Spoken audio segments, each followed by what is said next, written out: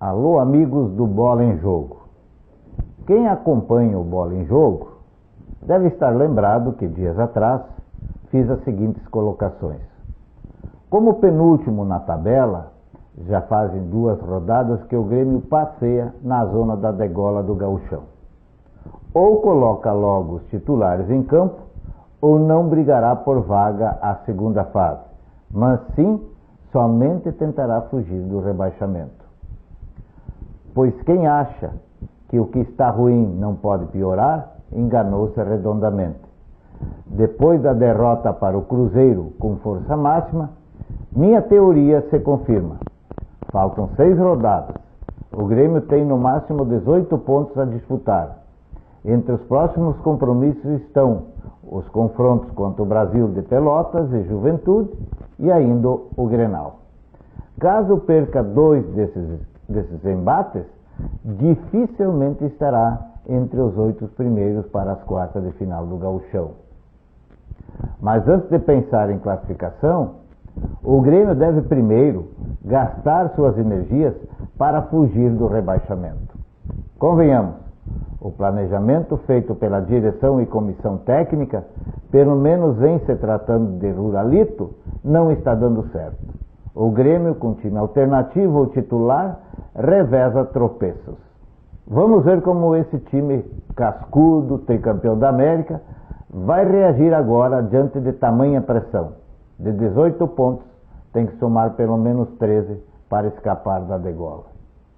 Pior, temo pelo futuro do Grêmio na atual temporada. Todos estamos carecas de saber que ser campeão do Gauchão pouco ou nada acrescenta ao currículo de um clube com a grandeza do Grêmio. Mas também sabemos que um vexame no Ruralito pode causar um estrago danado e desestabilizar o time nas outras competições. Outra coisa, o lateral Madison, contratado junto ao Vasco, é uma nota negativa no clássico contra o Cruzeiro. Nunca vi um jogador fazer tanta coisa errada em tão pouco tempo. O pênalti por ele cometido, por exemplo, foi um escândalo. Ficou claro no jogo desse sábado que o Grêmio precisa urgentemente de um meia de articulação. Está certo que com o Arthur a coisa muda de figura. Mas mesmo assim ficou evidente, até aqui, a carência de um jogador com poder de criação. Tem que ter mais alguém para ajudar o Luan a carregar o piano. Mas a carência das carências, sem sombra de dúvidas, é de um atacante que faça gols. Estava ruim com Barrios, sem ele ficou pior.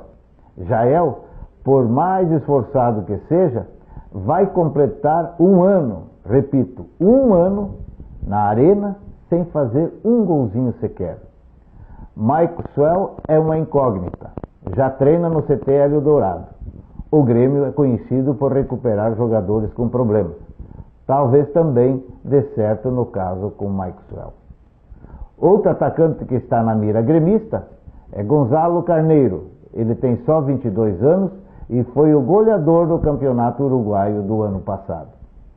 Exames preliminares, porém, revelaram que o atacante tem um problema no pubis e que precisaria ficar parado por cerca de 45 dias. Um negócio temeroso e de alto risco. Enfim, as coisas lá para as bandas da arena do bairro Maitá começam a ficar nebulosas, cujo desfecho se desenha difícil para o tricolor dos Pampas. E lá para as bandas do Beira-Rio, o clima também está pesado. O Inter, no domingo, com um time recheado de reservas, conheceu sua segunda derrota no Gauchão. Perdeu por 1-0 para o Brasil, em Pelotas, e despencou para o 4º lugar na tabela. Quem diria que na 5ª rodada o Inter estaria em 4º e o Grêmio na lanterna. Caxias e Brasil com 13 pontos e São José com 10 estão na ponta de cima da tabela. O técnico Dair Helman está certo ao promover testes. Afinal, o estadual serve para isso. O problema é que o Inter continua não encaixando. Em outras palavras, o glorioso Colorado ainda está devendo. Nem com os titulares e nem com os ditos reservas, o time tem mostrado um futebol convincente. Com este grupo, dificilmente mostrará qualidade técnica. Porém, no mínimo, nessa altura do campeonato, teria que mostrar um time arrumado e com os titulares definidos do goleiro ao ponto esquerda. Essa indefinição gera desconfiança e os torcedores já começaram a olhar o grupo colorado com cara amarrada. E no catarinense, a Chapecoense não está mais invicta. Perdeu para o Ercílio Luz por 1-0. O time do técnico Kleina perdeu a segunda consecutiva. No meio da semana, já havia sido derrotado pelo Nacional pela pré-Libertadores. Com a derrota, agora, caiu para segundo lugar no catarinense. O líder da competição é o Figueirense, que continua invicto e soma 13 pontos, 3 a mais que a Chape.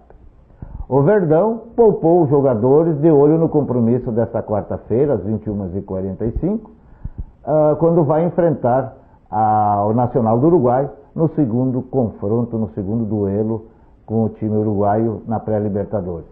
Depois da derrota por 1-0 na Arena Condá, na semana passada, a Chapecoense precisa vencer para tentar chegar à segunda fase ou à fase de grupos do torneio continental. Vai ser difícil, mas a hora não é para desespero.